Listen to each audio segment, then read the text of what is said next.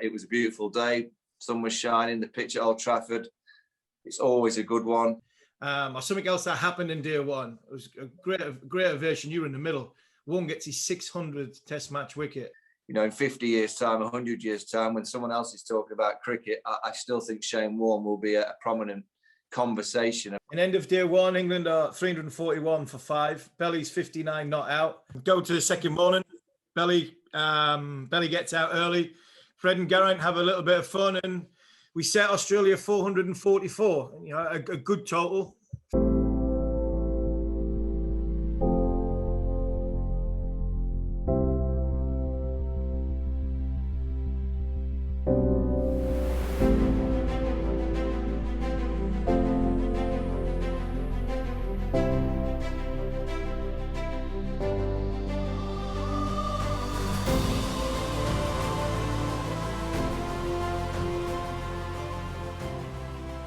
While we had day 3 rained out, the question I think everybody would like to know about Michael Vaughan: why were you so successful against Australia? 2002-3, you had the time of your life, and then obviously in 2005. But what was it like facing up to the likes of, you know, McGrath and Gillespie first up, then Lee came on, and then Vaughan? It was a formidable bowling unit, but something that seemed to drive you on. God, I don't know. Honestly, I like the competitive edge that they bring. I've always loved the way they play the cricket. You know, I've always loved, Yorkshire having overseas pros from Australia, and that goes back to Michael Bevan when he came in the 90s. I felt my game only started to develop when I saw the likes of Michael Bevan in the dressing room, and the way that he practiced, the way that he talked about the game. Darren Lehman then came, Greg Blewett, Matthew Elliott. Obviously then watching the way that Australia played their cricket in the 90s under Steve Waugh, Mark Taylor, and then getting the opportunity to play against them in 2001, I think it was, in a one-day series. I did terribly. And then to go over there in 2002 as a player in Test cricket who was starting out and doing well, to take them on, you know, and I found pretty quickly against the Australians that you have to take them on. You know, you have to have a very positive mindset, which, you know, some people find it quite intimidating to get themselves into that mindset, because you have to be quite aggressive with them, quite tough, willing to be brave. But that suited my style of cricket. You know, if I was playing against a lesser team that were just willing to sit in and almost bore me out, I found it boring. Yeah. I found it like it didn't trigger me. It didn't kind of get my juices going. But like I mentioned, when you bat against Australia, they expect to get you out. So they don't think about setting fields to kind of stop the flow of runs. They're just thinking about getting you out. So I think as a batter, that gives you opportunities to score if you can really look them in the eye. And I found out quite early that, you know, that they're a tough cricketing nation that play it hard, but they're human beings. At the end of the day, they're just a group of good guys that play the game hard, and they'll try and intimidate you if you allow it. You know, that was, you know, you play county cricket against some of the Aussies, they would try and intimidate you. But if you looked them in the eye and have a pop at them, they gave you the ultimate respect. And I think I just enjoyed playing cricket that way. You know, I enjoyed playing cricket the way that I like to see it played. I tried to get the England team playing like Australia. I've always said that. You know, I admired the way that they played the game so much that I wanted us to play the same way. You know, which was aggressive, try and get wickets with the bat in hand. Yeah, read the situation, but when you can score, you know, and run the opposition ragged. And when you're in the field, look like you're a collective unit. It's not rocket science, but I think Australia did it better than most. It was just, you know, an era of the 90s, early 2000s that I felt the Aussies just had that ethic of team, togetherness, brave. You know, they would always be willing to have a go. They never seemed to think that they'd lost the game. And you go back to that third morning when we played those 14 over, Warney came out and pelted us. And I think they were the only 14 overs of the whole Old Trafford Test match that we didn't control. Yeah. And he basically dictated to us. And other than that, I always say that Old Trafford is the best, I believe, under my captaincy, the best performance we ever gave, because we only really had a 14 over period against a great side where we didn't control the game, which it takes some doing to be able to do that against that kind of opposition. But yeah, I have a huge amount of respect for them. and I have always enjoyed the way they play cricket, and I guess that kind of inspired me to play better because of it. And Warney got 90. Simon bounced Warney out not to get an Ashes 100. We go in 142 in, I think we're 142 in front. And Straussy goes out and smashes a great centre, a great 100. It was a fantastic 100. And I'll never forget. And even to this day, me and Hurley, if it ever comes on, we've got tears in your eyes, because when he gets the 100, his helmet comes off, and there's a moment where the beautiful Ruth Strauss, my wife Haley, your wife Nicola, Jen Jones are clapping, and that set us going to give you the time to declare and really put Australia under pressure on day 5. Yeah. I mean, yeah. Thanks for mentioning Ruth Strauss. Yeah, you kind of look back and think of those moments of what we all were going through, but. So sad to think that Ruth's no longer with us. But Straussy, that afternoon, he set the game up. Again, you always get asked about the declarations of captain. You can only declare if your players allow you to. And Andrew Strauss gave me that opportunity to be able to pull in. We got a few overs in, then the light came in. I think I reckon I had Justin Langer LBW, but it wasn't given. I'm convinced that I had to DRS in it. Are we saying DRS? We needed DRS. I'm saying no. I've had him LBW, but he was given that out because I don't even think the umpire was concentrating because of my bowling. He couldn't be bothered. But I'm convinced I had him LBW. But anyway, we go off and we've set the game up. We've set the game up in a way that it's a long shot for the Aussies to chase it, but with their batting lineup, I think there was an element of risk. Not many teams kind of risk losing to win. I felt we offered them a little bit of a carrot that if you wanted to have a go, we'd be quite happy for you to do so. Because we felt that if they went for it, they'd probably create a chance or two our way, which is what you're after. But I don't think any of us envisaged what was going to happen on the last morning with the crowd. I don't think many of us. I can't remember. Were we staying at the Lowry in town? I can't remember where we were staying. No, or was it worse than Marriott? We were at Marriott, I think. No, we were at Marriott because we came in some. That's right. Yeah. So we came in that way. Me and Geraint were driving down the wrong side of the road for about half a mile. Once the traffic lights, we could see the traffic lights at the top of the street go red. So it was like, right, just try and get through. It was like, I'm late again. Fletcher's going to kill me again for being late. And then when you're seeing the people outside, it was just ridiculous. We thought there's a bomb scare. Has to be a bomb scare. They've evacuated the ground. And I think it's the first time we've actually played football in warm-ups in front of a proper crowd. We actually felt we were footballers for a good 10 minutes. Yeah, it was nice, wasn't it? A bit of footy in front of a crowd. I remember Sheffield Wednesday. You wouldn't have seen a crowd at Sheffield Wednesday like that before. No, I tell you what, we won't be seeing many next year either. In Div 1. I think we're going to go to Cheltenham next year. Blackpool, Cheltenham, I think they're the trips for Sheffield Wednesday next year. Yeah, I remember us doing a lap of honour, not a lap of honour, but a jog around the ground just to, I think it was just to take it all in. I think Fletch just to do a jog and take it all in, and the reception, I think it was about 9:45 in the morning, it was jam-packed. It's going to be a special day when you see a crowd like that. And I guess it was around that time that we all started to realise that cricket was becoming more than cricket. It was becoming trendy. It was becoming more of a talking point across cafes, probably bus rides, pubs, you name it. Everyone seemed to be talking about the England team and this opportunity that potentially the Ashes might be on the cards once again. And that was because of the nature of the way that the team played and the way that you guys just went about your business. And we were cool to watch. We were a good team to watch. We were brave. We were, could we play like that for 3 or 4 years? No chance. We didn't have it in us. But we had it. No, we just didn't. We were just a team that managed to just peak at that moment, just for those few games, and we were well worth watching. That's why they were queuing up outside. And Hoggy gets Langer early, and in walks Ricky. And Ricky, your counterpart, Australian captain. He comes to the crease, him and Hayden put on a few, and they go hard at us. They come hard at us. Ponting and Hayden came hard at us, I remember, just before lunch. and Fred got hit and bowled him round his legs. And at that point, I thought, right, we're going to win now. I thought once we broke that partnership, I thought we were going to win now. But Ricky had other ideas, and at lunchtime, what was it, like 120 for 2 at lunchtime? I still believed that we were going to win. Where were you at that point? Yeah, I mean, reverse swing was the key.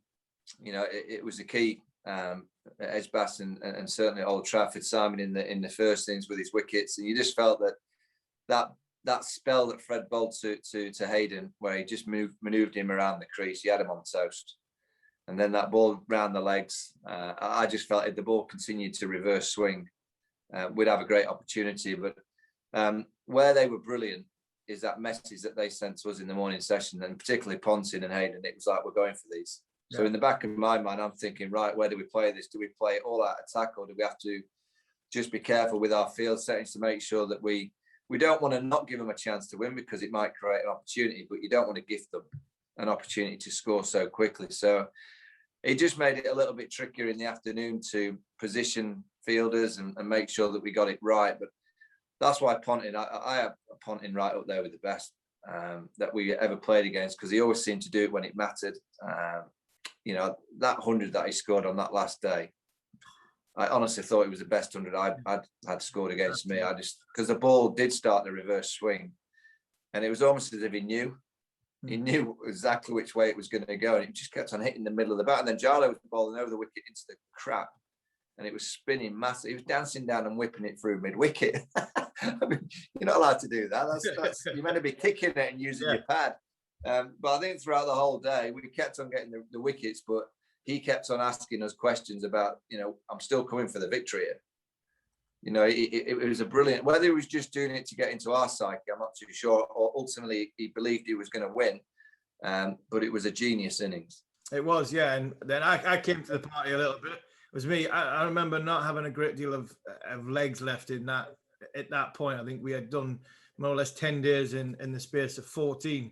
And I got Martin with an absolute beauty. It hit the middle of his bat. Steve Buckner, I think the edge woke Steve Buckner up, and everybody appealed, and he seemed to put his finger up. Damien Martin got some shockers in that series. But yeah, he did. Martin, Gilchrist and Katic went cheaply after that. You mentioned Ponting was there.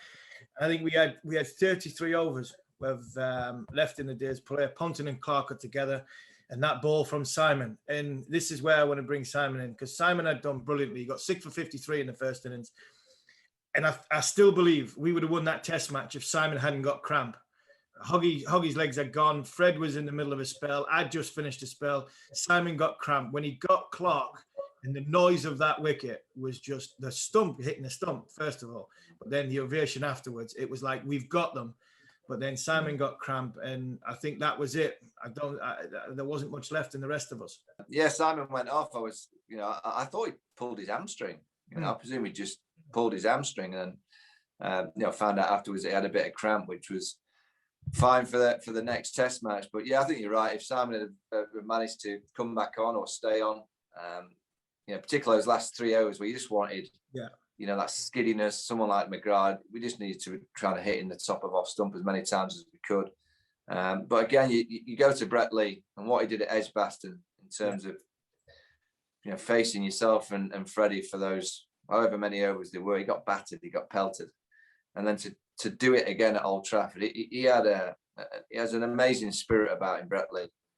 Incredible kind of never say die attitude. And the kind of last over, you bowled off a decent one. I must just say, it wasn't that bad, was it? It wasn't. What about me at short leg when you got Ricky Ponting out? I see it on the DVD.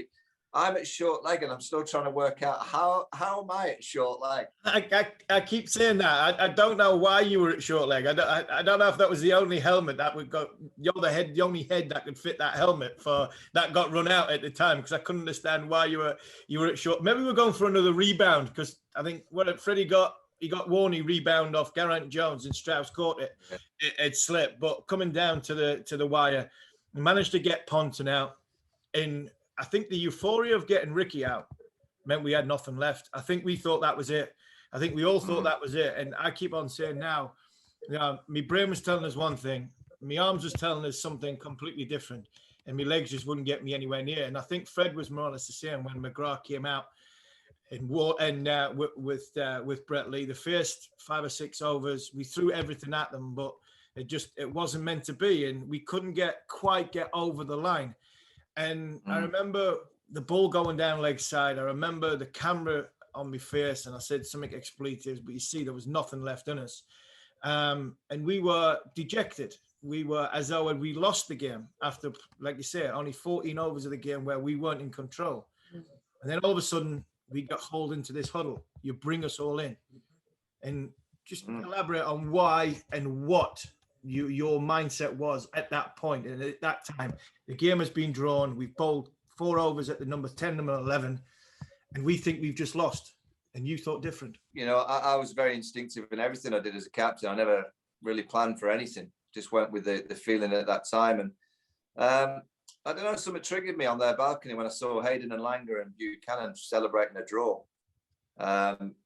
You know, my time playing against Australia, it was always looking at their balcony, see them celebrating battering us or, you know, hurting England sides from the 90s. So to actually see them jumping around each other, celebrating a draw, I don't know. I just had an instinct that the team needed to know that absolutely fine. You know, we carry on playing this way. I honestly felt that we had them. I didn't think it wasn't for show. It was purely an instinctive reaction to seeing a group of people that had given it absolutely everything. And we didn't need to be too downhearted by it and look them in the eye, shake their hands and just say, right, next week at Trent Bridge, we'll go again. You know, it was then actually on that last day, because I thought we were incredible. It was really the time I thought the Ashes were going to be ours. You know, as long as we could just keep playing in the same aggressive sense. And of course, elements of luck, winning the toss and batting first in the last 2 games, I think was so important. But, you know, I think in sport, particularly Test cricket over a 5-match series, there are moments in games before other games that you can have a psychological boost or an edge over the opposition. And I just felt by getting together and just showing them that, you know, that didn't concern us. You know, we'd given it everything. All right, they've got over the line. They can celebrate the draw, but ultimately, you know, I had more belief after that last day, even though we didn't win, than I had before the game, as I had before the series. And I just felt it was ours. I really did. I looked at every one of you, and you all looked in confident state. You're all in good form. Every single one of the batters had scored runs at some stage. You know, so I just knew that unless we had an element of fortune that didn't go our way, or I never doubted that we wouldn't be up for it. You know, that was the one thing from that moment. I just knew that we could compete under the pressure of what we were under. So it was a bit of a confidence boost, really, to see them celebrating. And you mentioned we did go on and win it. You know, the first time we won it in 18 years. You know, a few stats from that game. Your 100 was the first 100 of the series. Dizzy went for 114 runs in that first 19 overs on that first day. Vaughan gets 6600th wicket.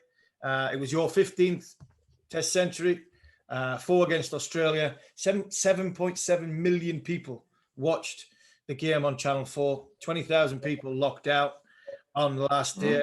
Simon Jones, I think it's ranked number 7th. The all-time, ESPN did an all-time list of Ashes wickets. Michael Clarke won, I think it's 7th up there on the list.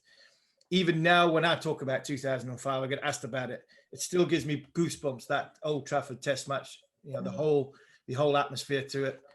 But from a leader's point of view, and you know what you thought of it, that must make you immensely proud, not only to lead that team, but to be part of, you know, that Test match and your contribution in it. Yeah, I mean, I've said it earlier that I think it's the best performance that an England side gave under my captaincy.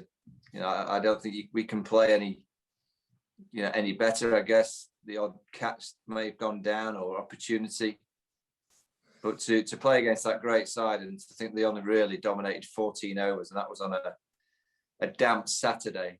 And it wasn't really domination. It was just they had the better hand. I think that takes some doing. You know, people will say, "Oh, Johannesburg, when you won there," or, you know, Edgbaston. No, but in terms of performance, session after session, playing hard-edged, strong, disciplined Test match cricket, You know, I honestly think Old Trafford was the best performance that we gave under my leadership. And sometimes you can perform brilliantly and not win. That's sport. It's just the nature of the beast.